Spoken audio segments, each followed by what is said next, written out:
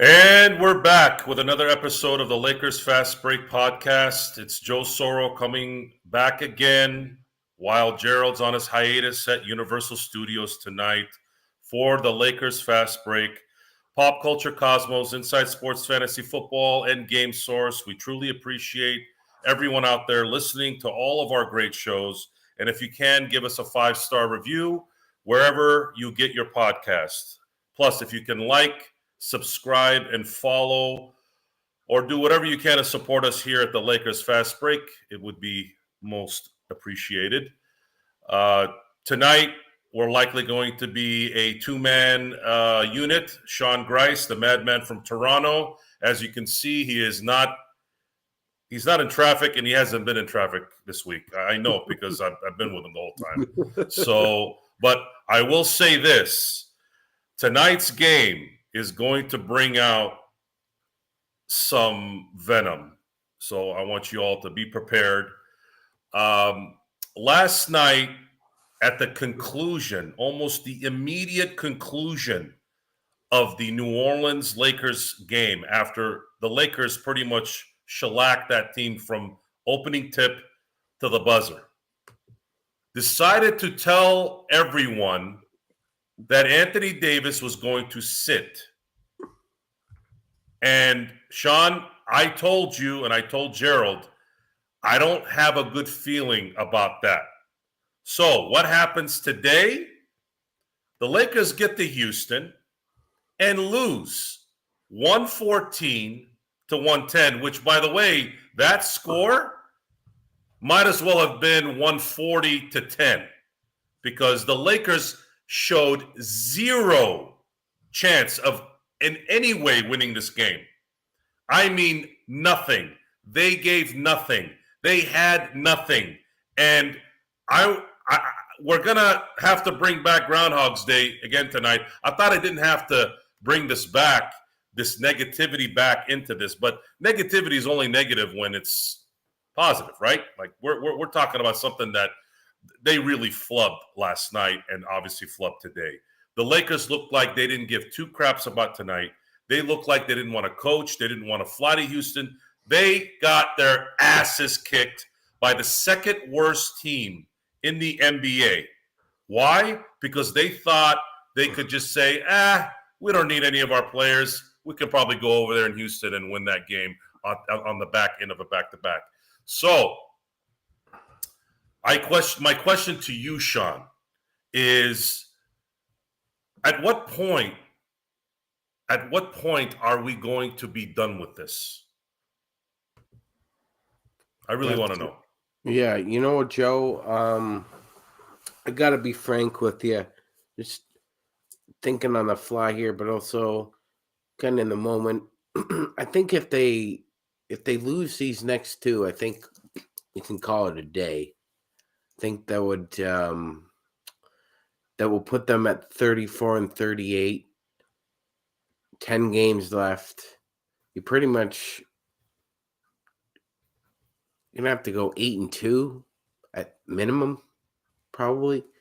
Give yourself a shot there, and that puts you at 42 wins. So maybe it gets you into the plan. But I mean, at this point in time, with just turfing some of these games, and you're just setting yourself up for failure.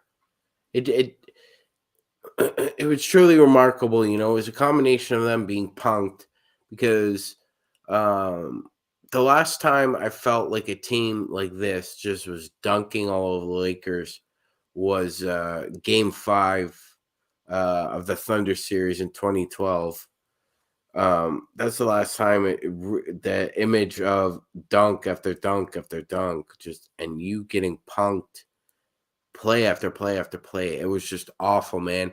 And like I said, I think if they lose these next two, I think that's pretty much the season's turfed, and you can call it a day. The results is not really my major concern at this point. It's how arrogantly they went about their business since last night, since the conclusion of last night is just astonishing.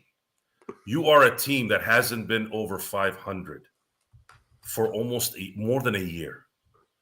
And you have the nerve and the gall to make an announcement. You're so stupid. You're such a freaking brainless bunch of morons. You couldn't at least wait until, could we have waited till shoot around maybe? What was the benefit in making that announcement? Are they all on the line? And I think you guys know what I mean. Like, are they on the line? Are they trying to handicap something? Yeah. What is the point? What you did was, and you can sit there and tell me that, Joe, that's not how it plays out. This is the NBA. No. I keep telling you guys this is a results business.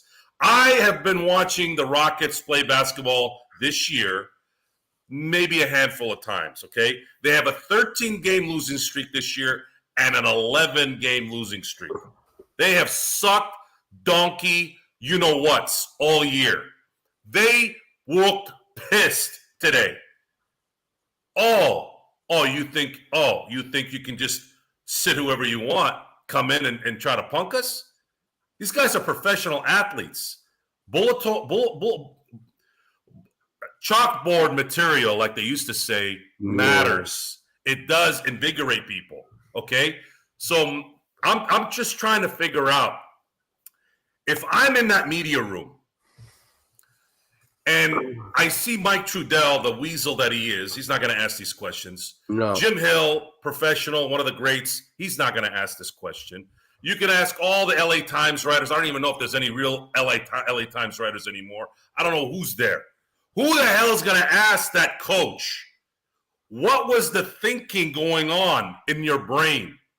I don't care who made the call at this point. I'm not going to go into that. But where was the thinking here on making an announcement like that so quickly after the game?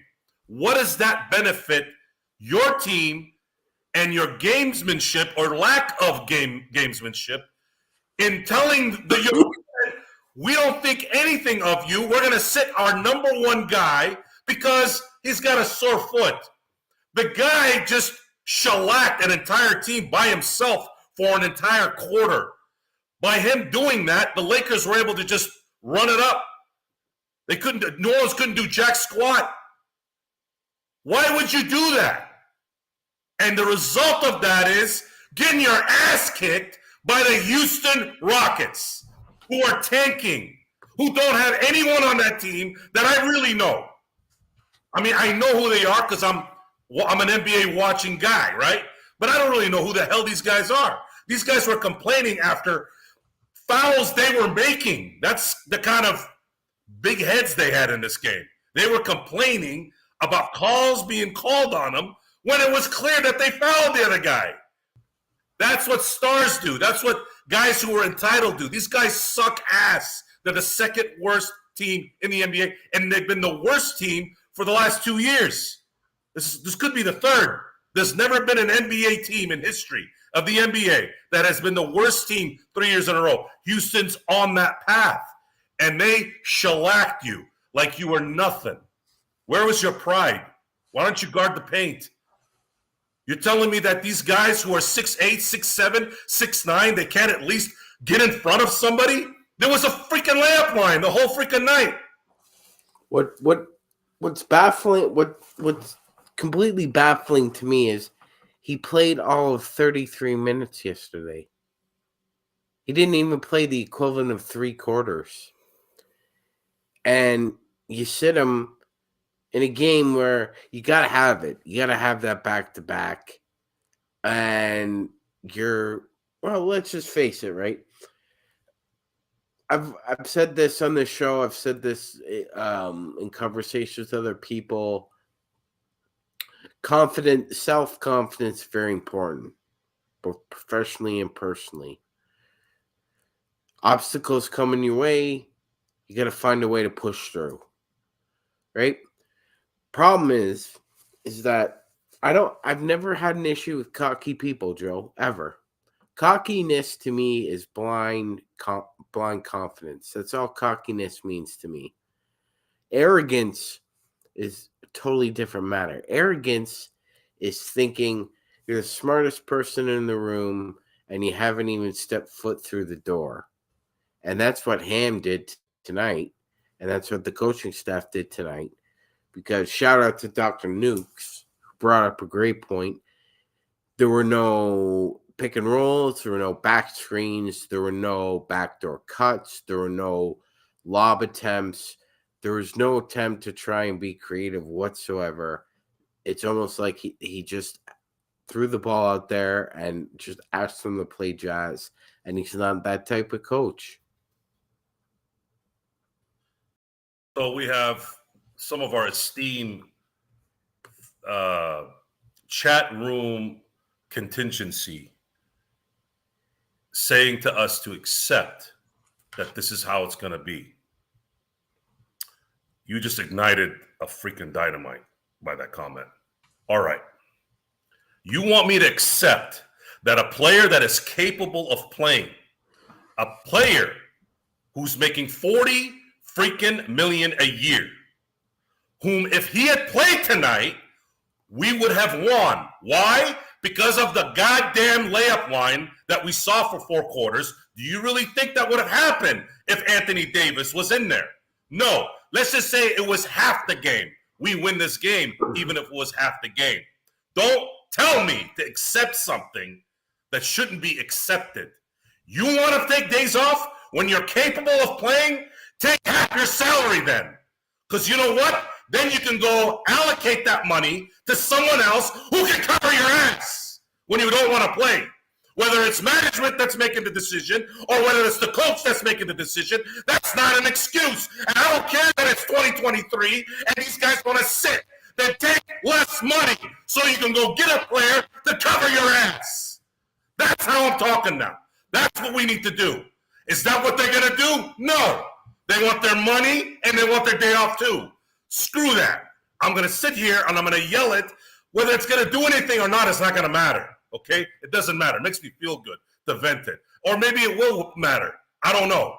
Bottom line is at least I can go to sleep or I can say, hey, we told you, we said it, we have a solution, because that's one thing that pisses me off about culture in general, especially in sports. Everyone points to the problem, but no one ever talks about the solution, okay? And no one executes the solution on top of that. The solution right now, if you want me to accept a healthy player to not play in an important game, yes, you win tonight, you start creeping into that 8-7 range now, when you were at 13.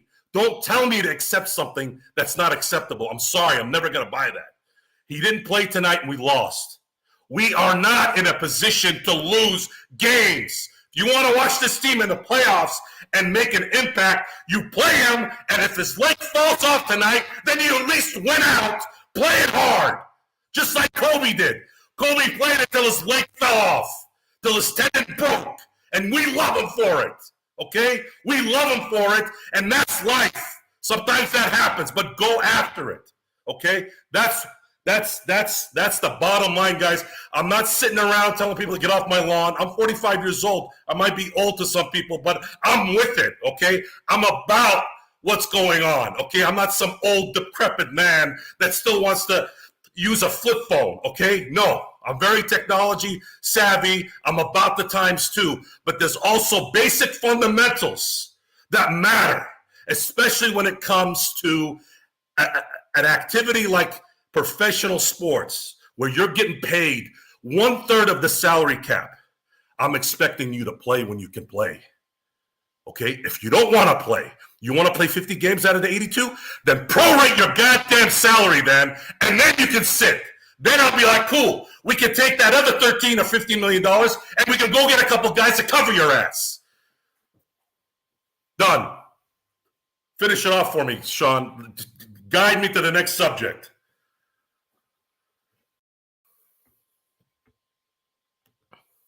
Whether it was cautious that the Lakers medical staff and the management. By the way, great rant. We're gonna have to put that on our short. But I was gonna say they the conversation is tilted more towards, I think it's about 75-25 Laker fans who felt that even if AD was able to play 20 to 25 minutes tonight, that would have been enough. Because, like you said, it was a layup line. We had no interior defense, nothing. They got whatever they wanted inside. And we were talking during playback, and I think we've kind of said it throughout the year, but not. It hasn't been elongated as much. But Gerald said it before. Wenyen Gabriel's been waived or cut by 6 different teams, 6 different times in his career. He is who he is. He can have a brilliant play once every couple of games that makes you go, wow, your eyes kind of pop on that one play. But he's good for about 10 minutes a game. He can give you 10 really, really good minutes. And that's just not enough, especially when it's on a back-to-back. And even if you're playing a lottery team, I mean, Şengün just has way too much skill for somebody like Wenyen Gabriel to try and guard. Yes, he's physical. Could probably bother the kid a little bit, but the kid's got footwork that Wenyen Gabriel will just look silly, and he did. And this is on, and riddle me this. So even if you think that he couldn't have played, why didn't you go get a third big if you knew this was a possibility? Not a probability or an inevitability, a possibility. But you didn't even do that. You didn't even do that. You did your research, right? You brought in guys, you worked guys out, but for whatever reason, the management and the coaching staff couldn't agree on bringing in a big at this point in time in the year. Well, look what happened. How many points in the paint did they get tonight, Joe? Last time I checked, they were at 66, and I think they did a few more. My prediction was they were going to get to 80 before the end of the quarter. Well, you know what? That they had 56. So we were at one point. Joe said that the projection was they were about to get 80 points in the paint. They kind of took their pedal off the metal there. They started chucking up a lot of threes, and they made a few, but they were taking a lot more threes than they were trying to get inside in the last 12, 15 minutes. So it was a poor effort. Even if you buy into the, well, you know, it's a load management. It's a load management game. It's a maintenance game. He only played 33 minutes last night. And on top of that, you decided not to get a third big, even when Mo Bamba was injured. Doesn't make any sense to me. There's no rationale for it. You can't cop your way out of this one. You fucked up.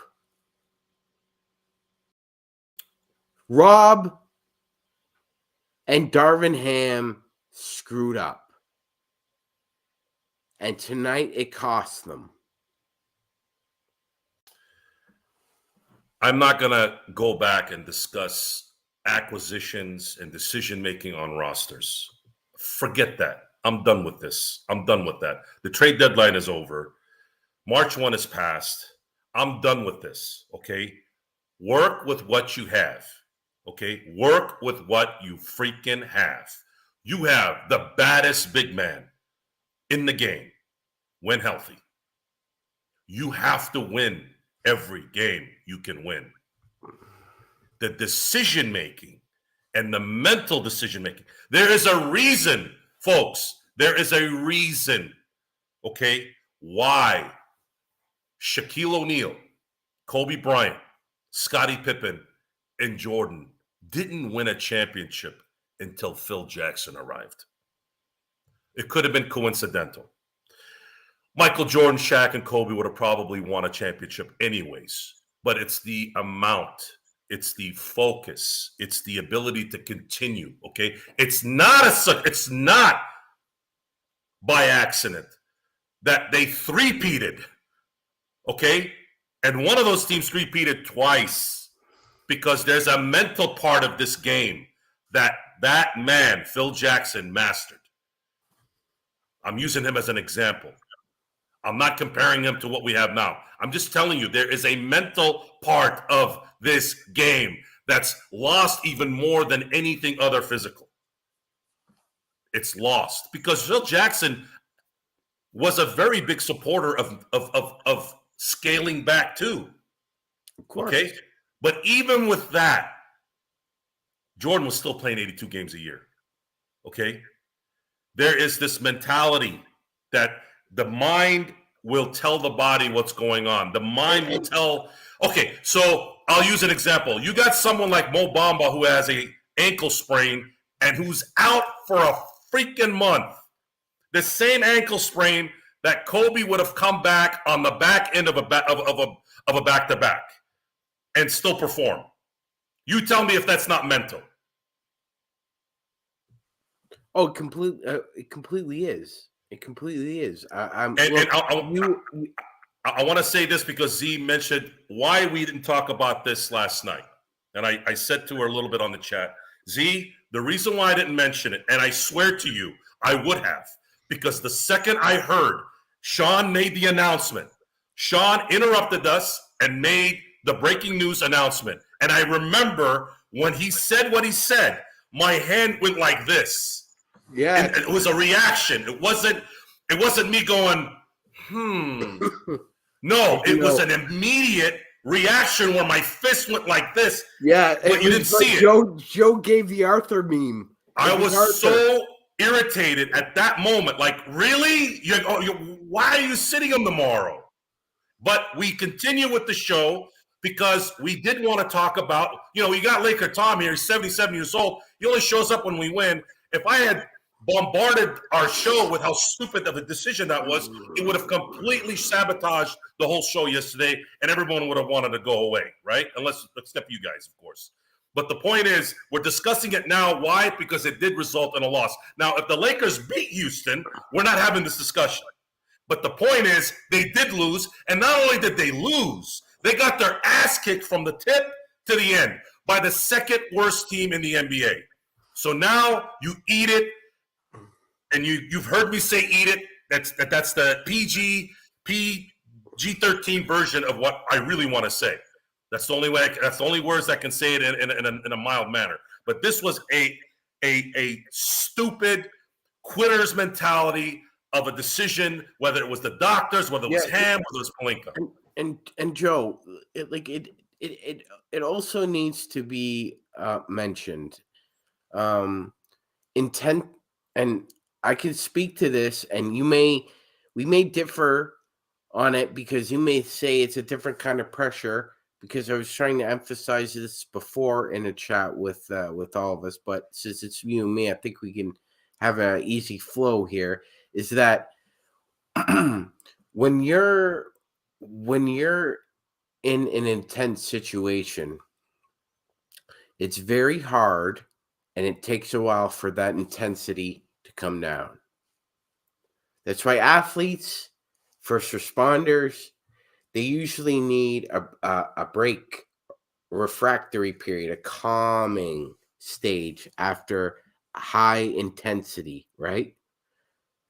It's not easy to turn that off, but it's not easy to turn it on either. It's not like you're an athlete and you can be in cruise control for 35 minutes and then think you'll put it in overdrive for the next 13 and you win. Doesn't always work out that way. A lot of time you empty the tank and you're done. Or you don't even get off the line fast enough because you've underestimated the car. And more importantly, you've underestimated the driver. So to me, your rant was 100% dead on. It's like, you want to piss this game away and you want to turf it. Why don't you just come out and say it? If you're going to play like that, said it. If you're going to play like that, they said it immediately after having one of the more dominating games that they've had all year. I mean, they were up 82-42.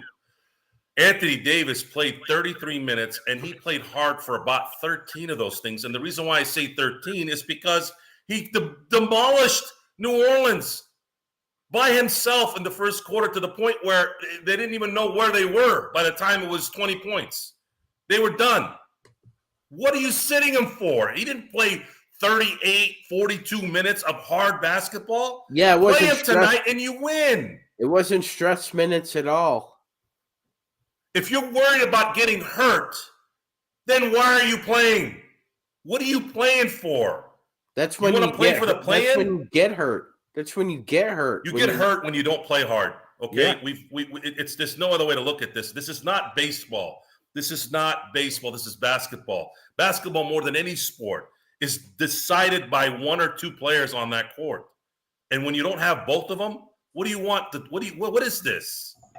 And I'm going to go back to, again, if you're going to change the league to where you want to give these guys a day off every other week, then you need to start prorating their pay.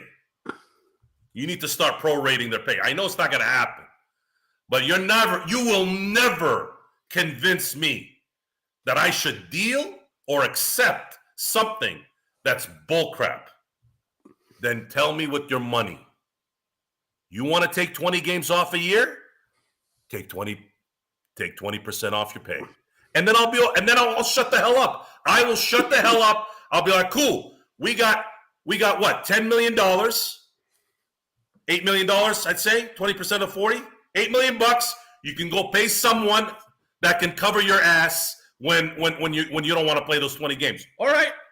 That's why we got him. That's why that $8 million went to that guy. He's going to cover him.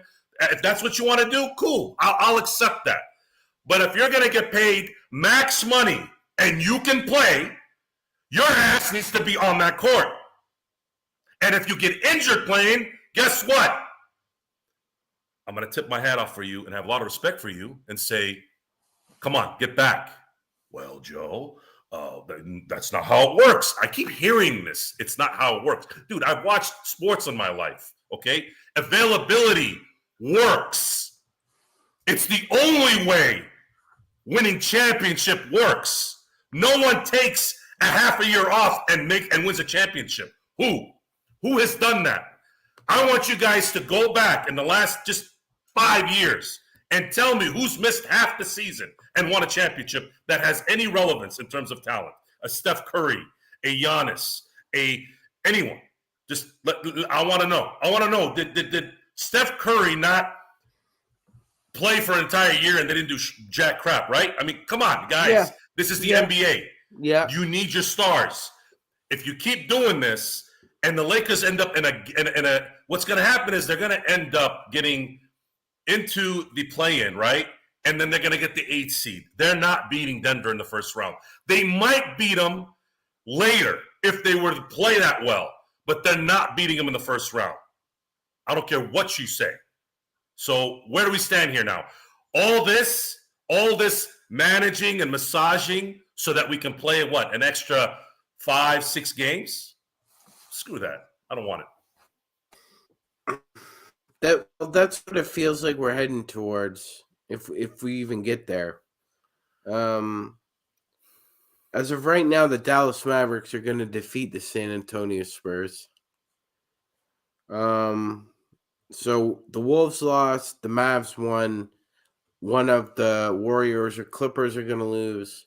So even though people may say, well, Sean and Joe, you guys are ranting and raving about, a loss to the Houston Rockets on March 15th, and they still have 12 games to go, and there's still a lot of time left. And what do you have to say to those, I would say, naive dreamers, Joe?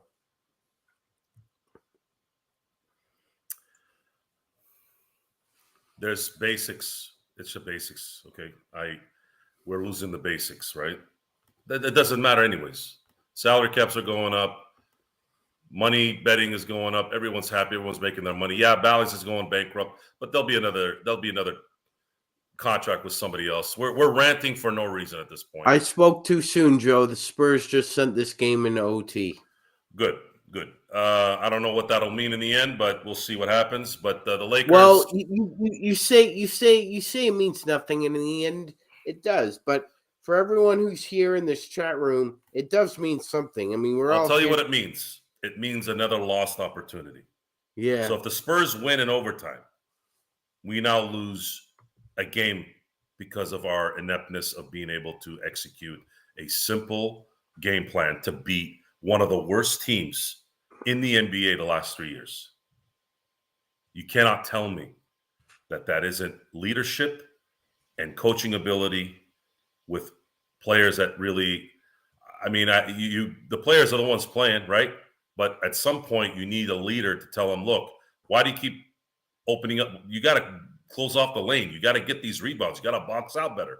When you look at the Lakers boxing out tonight, if you guys recorded the game or if you guys have any kind of replay on your TVs, I want you to look at the body language during missed shots against the Rockets. Again, one of the worst teams this year and the worst team the last 3 years. You tell me, if you're a coach, if you're a leader, and you're seeing that, and you're not saying anything, who the hell are you then? What are you doing there? What is your benefit there? Because we sure hells know you don't have any kind of game plan. You don't have any kind of identity that you've implemented on this team. You look at a sheet that some idiot in a suit gives you, right? You don't have the balls to be Vince Lombardi, take that sheet and throw it in the trash and say, I'm coaching this team. Why? Because you're going to get fired? What are you worried about getting fired for? They signed you for what, 5 years? You're going to get your paycheck. Might as well do it your way.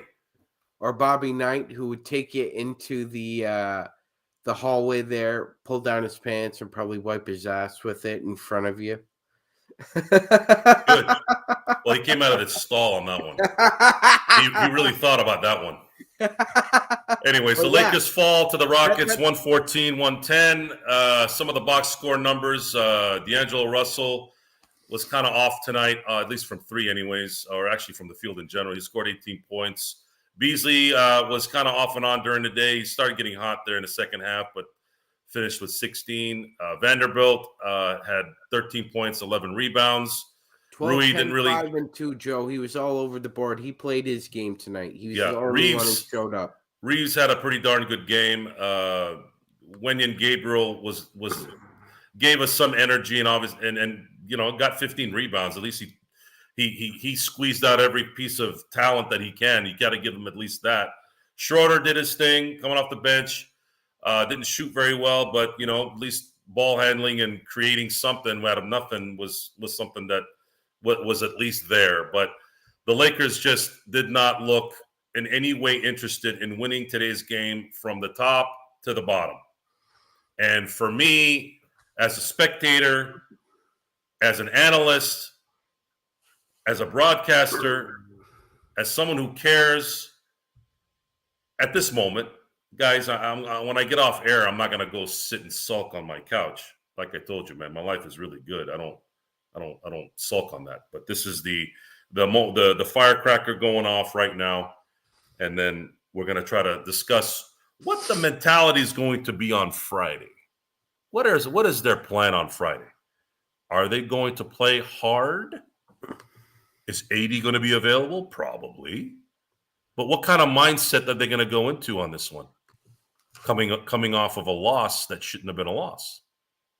So I'm waiting on that. I'd like to hear our esteemed chat room renegades tell us what you guys. I'm reading some of you guys' comments, and boy, are you guys giving that leash. You guys are really letting that leash go a little bit. You keep letting that thing go, and you keep letting it go. You know what's going to happen eventually? The dog's going to run away. Then I got to read on Facebook how your dog is lost. Okay? Yeah. Guys, at some point, there needs to be a severance. Enough is enough. We lost tonight because we had a healthy player sit out.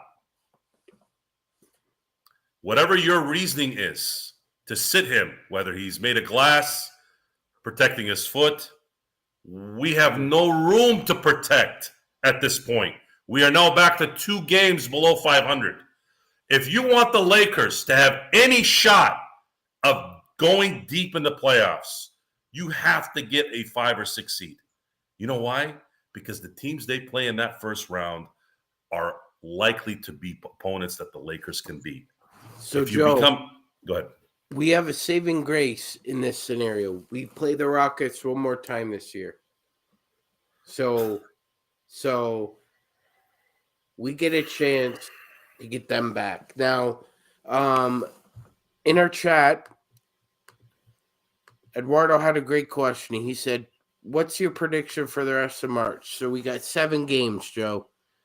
Friday, the Mavs are at the Lakers. Sunday, the Magic are at the Lakers. Wednesday, the Suns are at the Lakers. Friday, the Thunder are at the Lakers. Sunday, the Bulls are at the Lakers. So the Lakers have 5 games at home. What will be their homestand record, Joe? I said this before. I'll say it again. I'm not predicting anything anymore. And tonight was an assurance of that. So just so you guys know, this is an isolated situation. And the anger is also based off of past issues, okay? I had the Buffalo Wings Blazing Challenge today because I said if the Lakers had won 5 games in a row, that I would do the challenge. You remember what happened after that 5th straight win? They sat LeBron against Denver. And that game was close most of the game. That plays a part in my anger tonight because every time these a-holes build a momentum, they screw it up. Every goddamn time they screw something up. Self-sabotage. Okay? Every time. You have no freaking room to dictate that. You need to win. Joe, you look like Bobby D there from Goodfellas.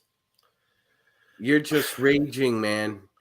And I understand. Because when someone tells me, look, I've been happily married for 15 years. Okay, I have 2 girls.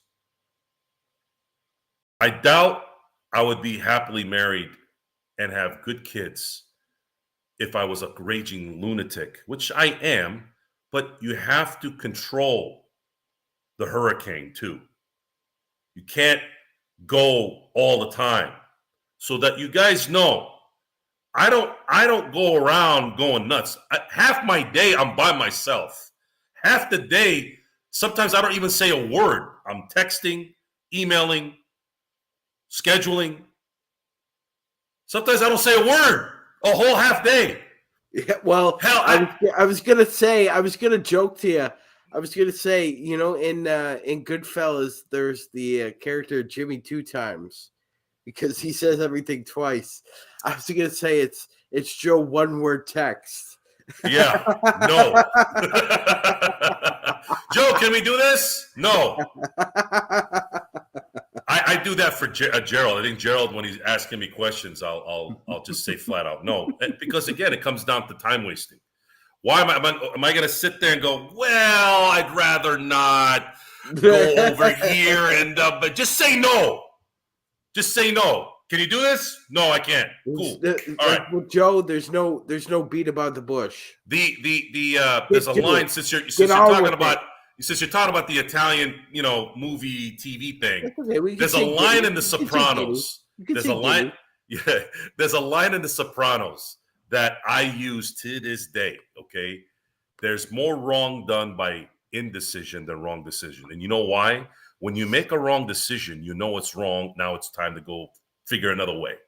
But if you're indecisive, and this is a good correlation with what we're talking about right now, you're indecisive on who you are. You're sitting your guys when they can play because you get comfortable all of a sudden and you don't really know where you are. Do they really know where they're at? Do they really think that they are entitled enough to do this? Because if they actually think that, then they are stupid.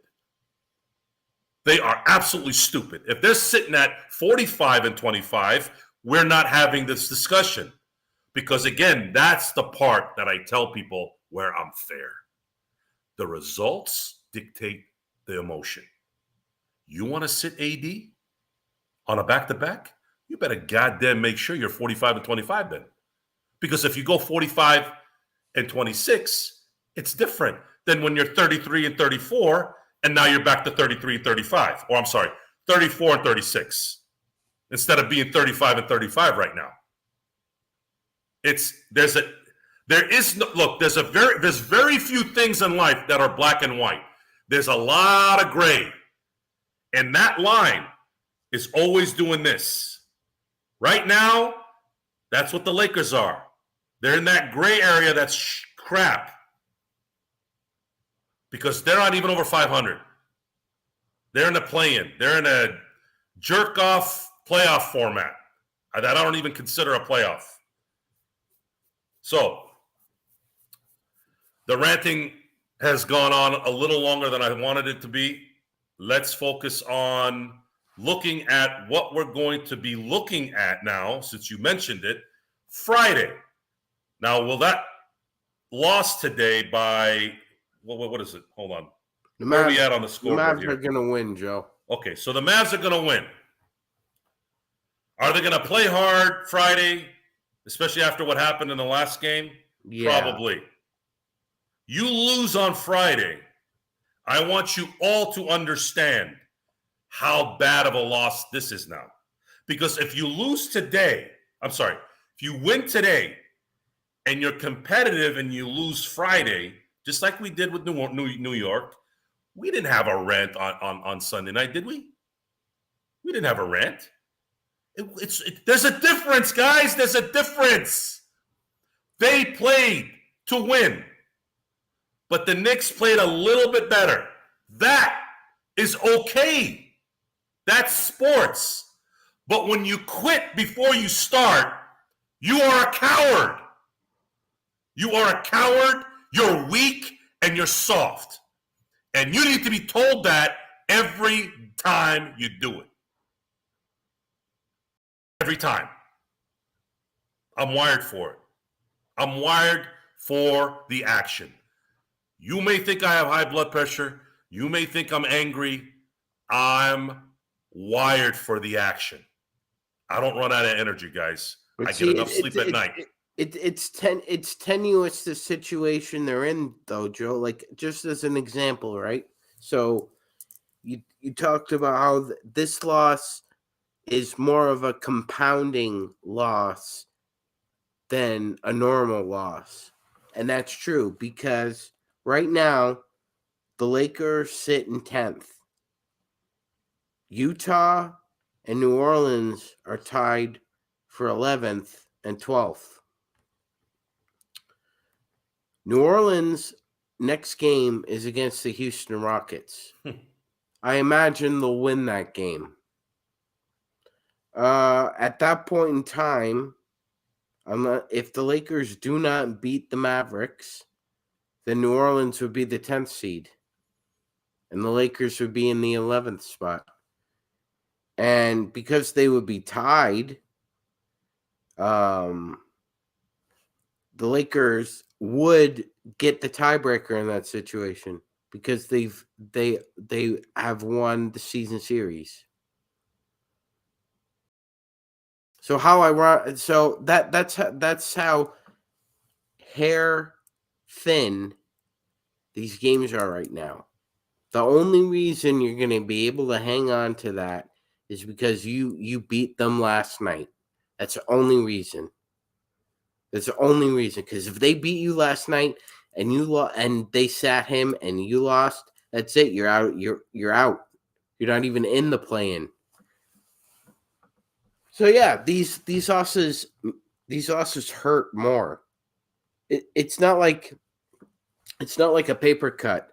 This is more like getting sliced down the forearm. You bleed out a little bit more. Lakers fall 114-110 against the Houston Rockets. Houston Rockets have won 17 games all year. So I hope that locker room was somber, or I don't know, I can only imagine what Darvin Ham's useless commentary was after that game. But we are, bless you, we are going to have to go forward. Again, it's just sports at the end of the day. We're not going to go hang ourselves. But I'm worried about Friday. I'm worried about Friday. Every time they've taken their foot off the pedal, the gas pedal, they go into this funk. I thought we were done with this for a little bit. And every time we do this, this happens. And Yeah, I am not going to be the jilted, I'm not going to be the abused, jilted person anymore. Okay. This was probably it for me. I am not going to expect jack squat anymore. I've decided not to make any predictions from here on out. I put my foot down earlier on that. But from now on, I was actually very, very excited after the game yesterday until you made the announcement.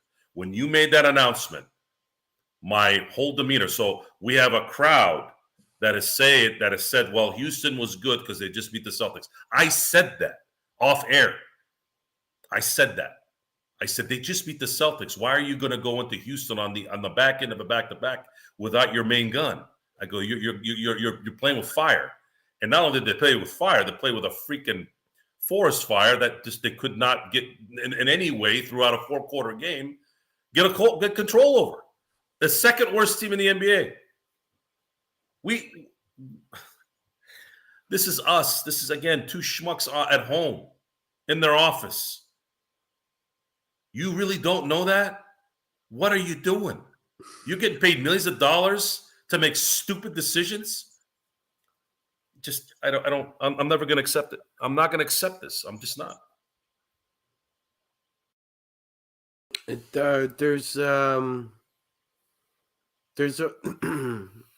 There's always agony in defeat. Sucks. No, it's what Billy Bean said, right? And you've said before, Joe, I hate losing more than I love winning. And there's a difference. And there is a difference. It's competition is about attrition, man. It's mental attrition as much as it's physical. I'll never forget that hilarious quote from Little Giants with Rick Moranis and Ed O'Neill, where he says football is 80% mental, 40% physical. That's kind of true in a way in sports. It's mental, really. If you get through pain, you get through injuries, you get through bad calls, you get through a pain in the ass guarding you. You try to just push through all that. They didn't push through tonight, man. It sucks because even without AD, like you said, they won 16 games all year. This team has won games where LeBron and AD have both sat. Now, not a lot, but they're capable. They are NBA players, and that was like what Amber Heard did to Johnny Depp's bed tonight. That was the effort they laid upon us. And the thing is, they set the table so cleanly for Houston. I love your little pun there, cleanly. Right? I mean, come on. Sometimes it writes itself. Why would you immediately say that? Wait till the next day at least. Yes. Wait till the next day. Yes. Then you don't give this team. I would be in shock. If we didn't get answered. If we can get an answer that the Houston Rockets players were offended by that. Oh, you guys think you can just sit AD and think you got a win over here? Mm-mm. And they smacked them all game. That was bulletin board material, and it worked. And It that's was. how the stupidity of these things is what's aggravating. If your body says no, fine. If you're having an off night, fine. Guys, I understand the difference. I am not stupid. That's why I'm using New York as an example. The New York loss, we didn't come out here afterwards and rant and rave like a bunch of lunatics because they lost. Because they played hard, and the team they played with played a little bit better. That is all I'm asking for. You're not going to win every game, even when you really want to. But when you lay down before you even start, how am I going to have any respect for you? Yeah, again, it's like you said, Joe, it's bulletin board material, chalkboard material. That's what it's called. That's the concept. But the image is arrogance. It's arrogance where there shouldn't be any. Exactly. Exactly. And you know, I can go into other details on things. The amount of arrogance that you see in and around your life, doesn't matter if it's business, if it's personal, you'll watch people be arrogant and totally be oblivious to it. They don't even realize how arrogant they are, or entitled, or feeling like they are owed something. And you're like, says who? Who the F are you? Well, the Lakers played that, right? Well, AD ain't playing tomorrow. AD ain't playing tomorrow. We had a good game tonight. Yep. Everyone was shooting. Everyone was great. Guys, Beasley, Russell, Vanderbilt, Troy Brown Jr., Schroeder. These are not superstars, guys. They don't play every game. They'd be superstars if they were playing 25 and 12 a night, like AD. AD's 25, 12 a night, right? Because he's one of the best players in the NBA. Everyone else has a role. Everyone has a position on the team that they have to fill. This is not a game changer.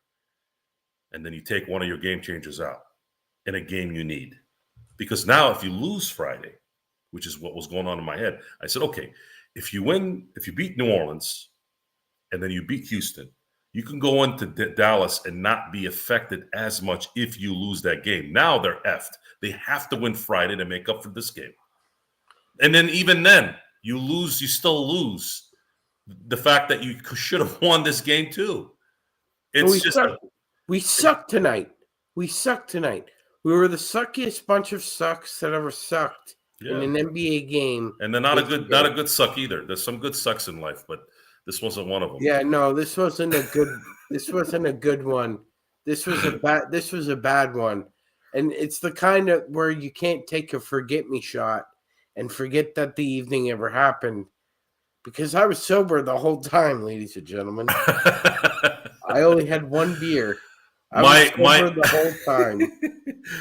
I'm gonna try to end this on a good note here in the last few minutes of the show.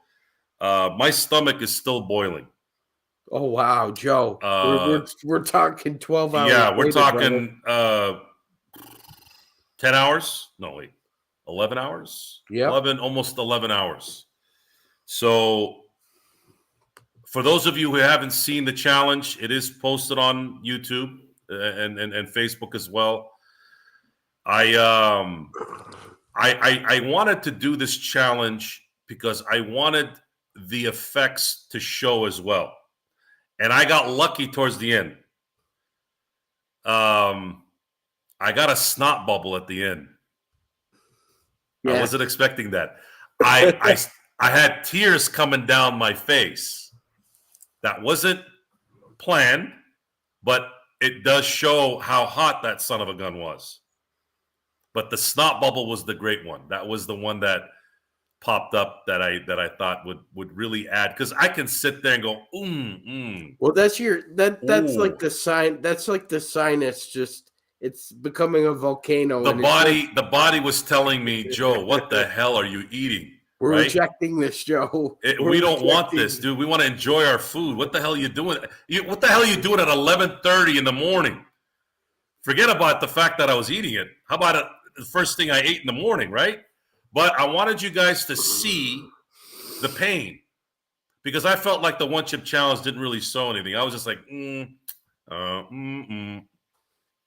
I glistened a little, but 10 pieces in 5 minutes, snot bubbles, and all the tears coming down. I think you guys will enjoy it. For those of you who watched it and commented, thank you so much. This will be likely my last food challenge because this isn't really for me. I think if there's going to be a challenge, it'll be something else. And hopefully it'll be at a time where I can actually enjoy doing something instead of being in pain. In agony and pain. Yeah, absolutely. So for those of you who just tuned in, the Lakers and didn't watch the game, you'd be fortunate that you didn't waste 3 hours of freaking basketball. The last freaking quarter took 45 minutes. Why? I don't know. Because these idiots can't look at a monitor and make a decision fast enough. All for what? For one free throw. You wait 10 minutes for a goddamn decision for one free throw. Why are pitchers now having a clock and the refs don't get a clock for every Zapruder review? And I'm going to keep calling them Zapruder reviews until they stop being these 5-minute conversations about who's in the third row, who's getting what for dinner, what time are you meeting everybody? Because there's no meaningful conversations going on there, and there needs to be some rectification about this as well. Reviews need to be less than 5 minutes long. I wish that they can solve problems before they become problems. That's another thing that I'm kind of tired of. And we're always complaining about something, right? Because these leagues and our politicians, sorry, Joe, I'm going off on tangent here, but seemingly everybody who has some power and influence just never seems to be proactive. It's reactive. Let's be reactive. We'll react to every situation instead of being proactive and seeing 5 or 6 moves down the lane instead of, oh, well, yeah, no, we should have done that, and yeah, we could have done this, and that might have happened differently. You know what I mean? It's always going to be something. That's the only answer I have for you. But once in a while, I'd like to see more. You know what, guys? We don't want this taking longer than 30 seconds. Or try to figure out like how the NFL does, right? They go to commercial when there's a replay, right? So by the time you get back, you would have had to deal with the commercial anyways, and you're not sitting there wasting your time waiting for the zebra to figure out what the hell happened. Well, you know what I want to see happen? I want to see 2 things happen because Z brought up what I was thinking about as well. So great minds think alike. You should have a group of people in New York in the booth, and they're able to be the only ones to call a review in the last 2 minutes. Take it out of their hands because if you give it to them, they're gonna take it. They're gonna use the toy. I think you should take the toy out of their hands and put it upstairs. They've been talking about that New York review even in the NFL. There's some weird reason why they're not doing it. Yeah, it's strange because it just seems practical. No, they don't want to do that. They want to keep it. You know why they don't want to do it, Joe? Because they don't want to give off the perception that somehow their officials are slightly incompetent. If they don't know already that their officiating is incompetent, then I don't know. Oh, yeah, they do. It certainly makes sense why they won't do the New York review. Has already said they lack fundamentals, so they know. That's a whole new rant, but in the it is what it is. So for those, so again, Lakers fall 114-110. The score was in no way indicative of what the game was. The Lakers got their behinds whooped from tip to the buzzer. However, Sean, thank you for coming tonight. Thank you for dialoguing with me tonight. Gerald, thank you for letting me captaining the ship and being you for a week. I quite enjoyed it and got a lot of experience hosting the show. And I look forward to being your designated hitter when you want to take a day off. Wink, wink, because you're injured, right? And for those of you who continue to follow us day in and day out on the Lakers Fast Break, Z, Zangerstein,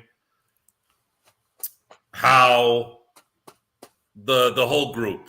I feel like I'm going to make an acceptance speech. Jim Howe and Blue and the whole gang, Stell, everyone.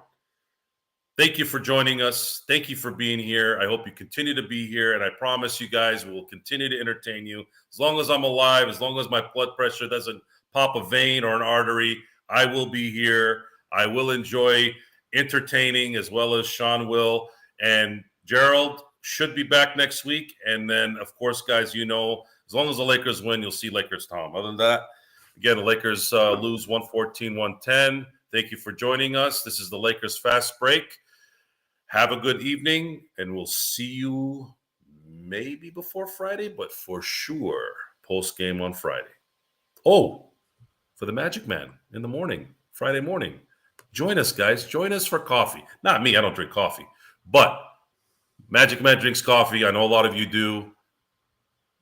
Join us Monday morning. I will be there to will be the goose for Maverick on that one.